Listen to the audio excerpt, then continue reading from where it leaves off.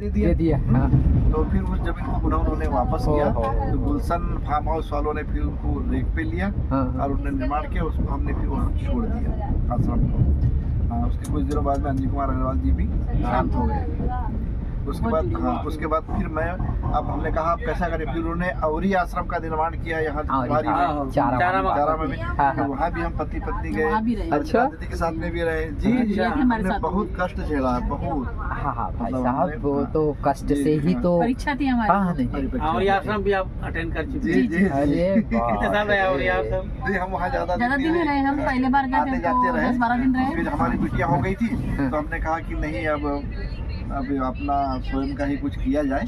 तब फिर मैं अपने निर्वाह करने के लिए और पालन पोषण के लिए छोटी छोटी वो 10 पैसे की 1 रुपए की वो पेप्सी आती थी। हाँ, उसको बनाया करता था। पति पत्नी बनाते थे, आधा किलो दूध से पानी लाते थे और पानी ला करके हैंडपंप से और वो पेप्सी बना करके अपना जीवन यापन करते थे। मैं साइकिल में पेप्सी को लेकर के बोरी को बिकलेरा, सिवनी, इधर केंद्री, बेंद्री, भटगांव से पूरा बेच करके आता था। जी वैसा। उसके बाद में फिर हम माना बस्ती में जब आए, तो माना बस्ती में जब हम रहने आए, आश्रम जब टूट गया तो उस गांव में अभी तक कोई भी गायत्री पढ़ के कार्यक्रम नहीं हुए थे।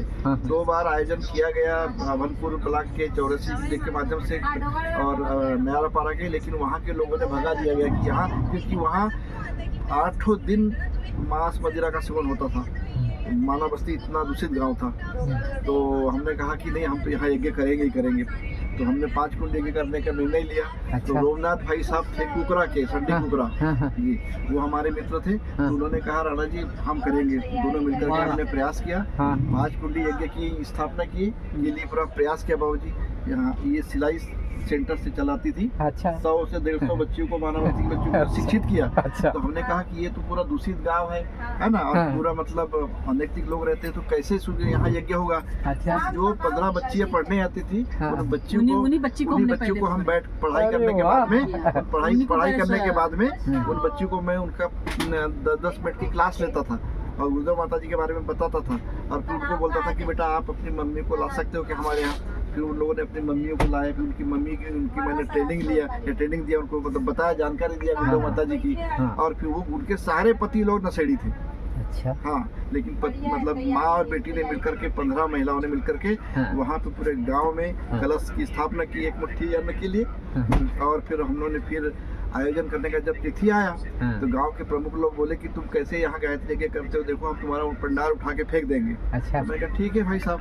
तो मैं तो डर गया था क्योंकि मैं तो बाहर का रहने वाला था, है ना, छत्तीसगढ़ मेरा वो नहीं था। तो जो रोमनाथ साहू जी जो थे, चंदी कुकरा के जी, उनके पिताजी काफी गायत्री प्रभा के वरिष्ठ थे और साहू समाज के अध्यक्ष भी हुआ करते थे वो। तो उन्होंने हिम्मत दी कि बोले राणा जी आप आगे बढ़िए। फिर मैंने एक ऑटो बनाया, उसमें प्रचार प्रसार किया पूरा आसपास के गांव में।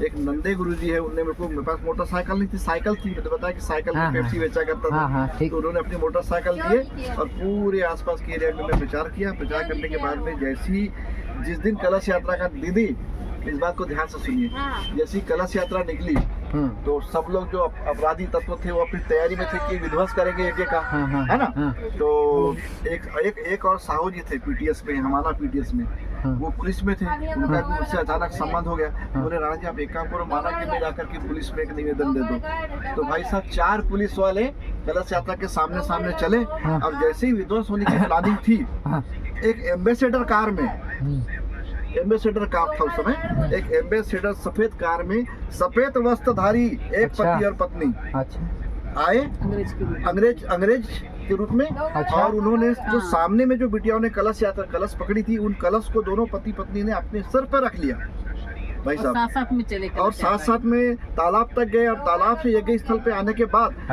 कई लोग, राणा जी आपकी माता जी पिताजी क्या? कहा कौन मेरे माता पिताजी हैं? तो सब लोगों ने देखा, वो फोटो में भी आया।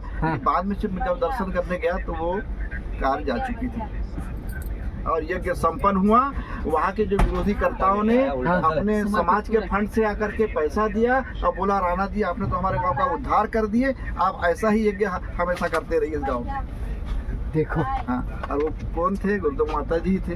जी सफेद धारी और अंग्रेज के रूप में आकर के उन्होंने पूरा संरक्षण कर दिया। हाँ हाँ ये साहब, चमत्कार आपने जी ये घटना बहुत रोंगटे खड़े कर देने वाली के जो घटना आपने बताया है।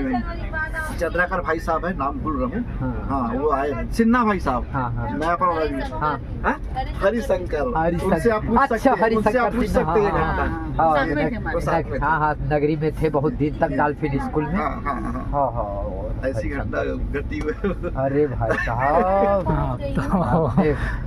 बहुत बड़े तो आज भी मुझे बाना बस्ती के लोग, वो दूध वाले से लेके जितने भी लोग सब मुझे हाँ। महाराज महाराज बोलते हैं। अरे वाह। काफी लोग वहाँ के सुधर गए, वहाँ की बिटिया लोग सब जिस घर पे गई सब गायत्री का उन्होंने प्रचार प्रसार कर दिया। तो सबसे ज्यादा बिटिया को तो इन्होंने शिक्षित कर दिया था सिलाई में, वो सब इनको इतना मानते हैं, आदरणीय बन गए।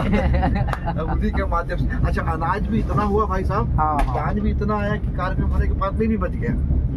हाँ, ये जी, ऐसा 3 दिन का कार्यक्रम हुआ। हाँ, 3 दिन का जी जी। हाँ भाई साहब बहुत अच्छा आपने सब उसके बाद में अभी तक माना बस्ती में कोई कार्यक्रम नहीं हुआ है।